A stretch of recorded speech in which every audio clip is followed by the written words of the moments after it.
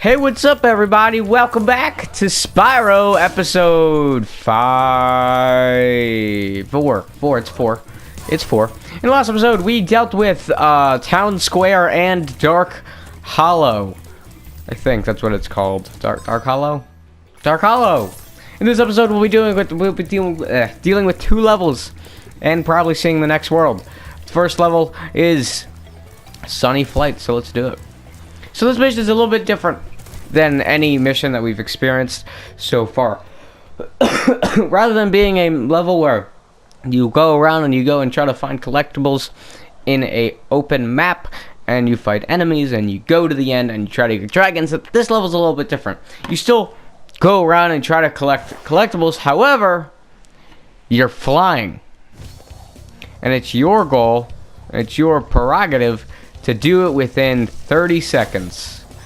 Yes, it is really...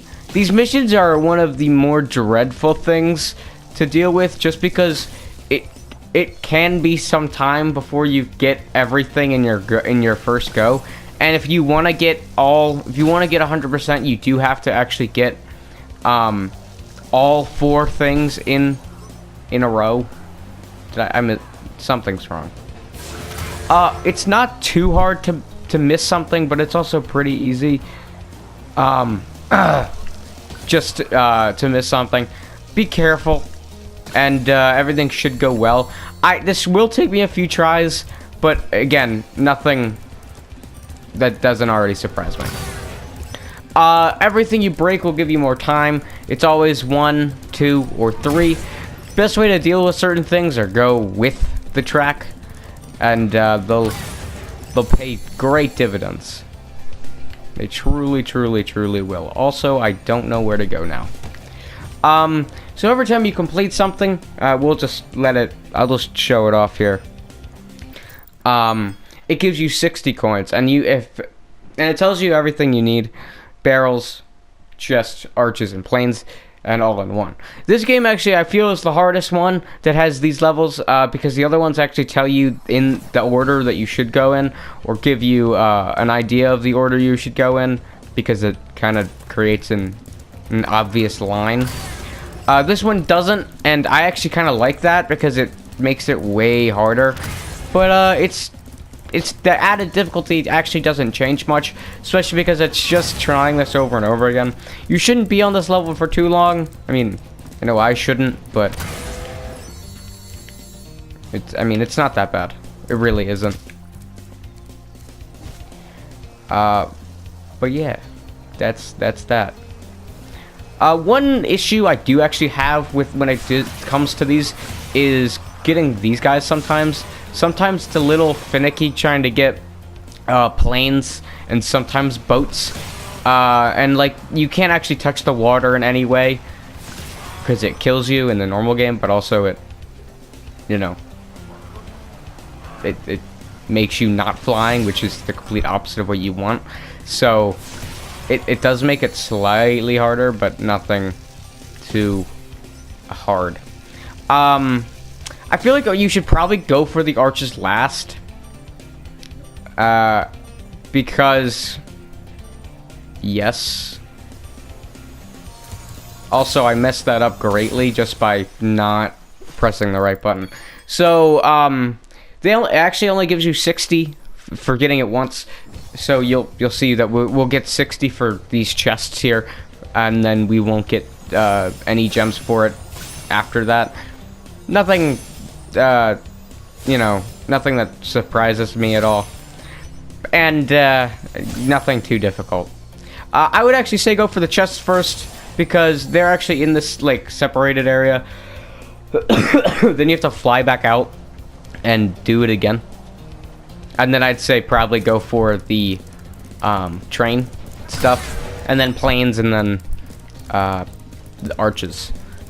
That's the order I would do it, I think, because it just works out that way. That's just how that works out, so that's that.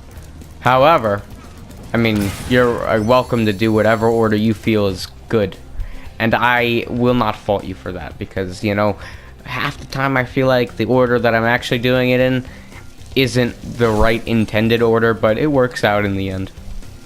So it's nothing I, I'm heartbroken about. But yeah, these missions aren't that bad.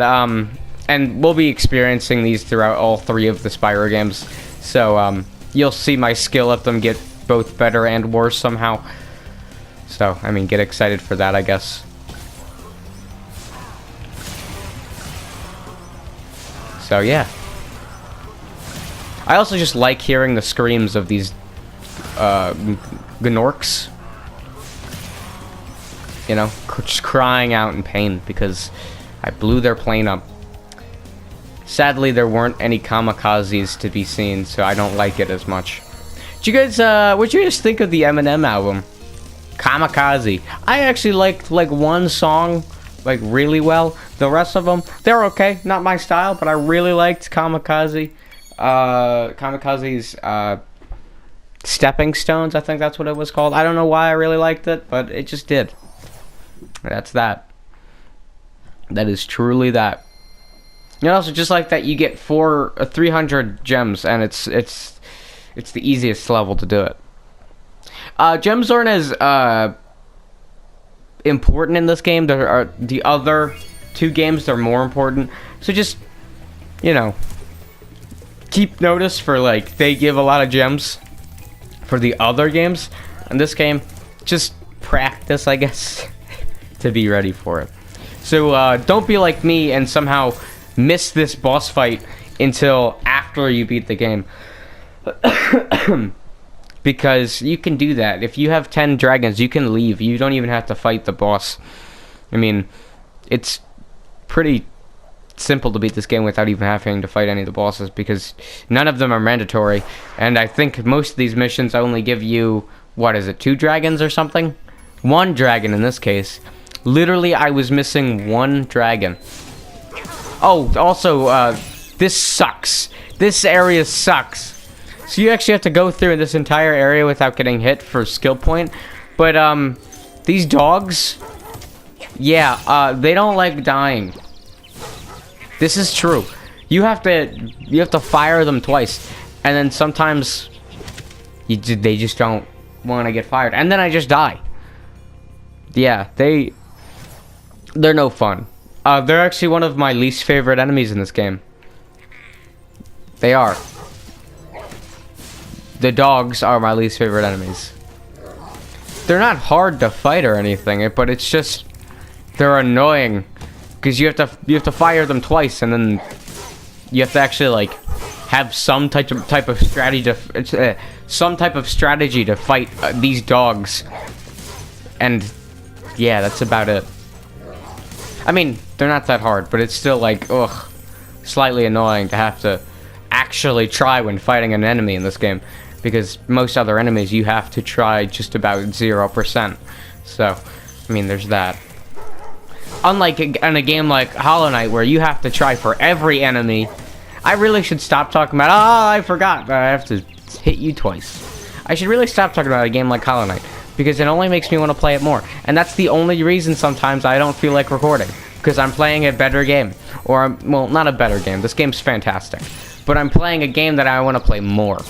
And that definitely makes me want to not play Hollow Knight. I'm not playing this game.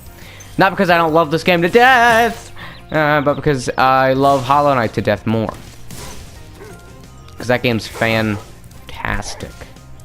I mean, this game is fantastic too, but it's just I'm like on this like Hollow Knight grind right now, you know what I'm saying? I'm trying to get 112%, get that platinum, get 51, big old 51. It's not that large compared to 50. I don't know why I feel this way, but still. Nevin? What kind of name is Nevin? Alright, he's just going to describe the boss. So this boss is really easy. The actual difficult part is the dogs. I'm also dead. But thank God we got a checkpoint and everything. So we're going to be just fine. Yep. Every dragon's a checkpoint, so I'm not exactly worried. So there's that. All you have to do is just flame him. And then he moves on. And then that's the fight. That literally is the fight. he doesn't actually put up a fight whatsoever. Overall, easiest boss in the game, and then you find out he's a sheep, and then that's that.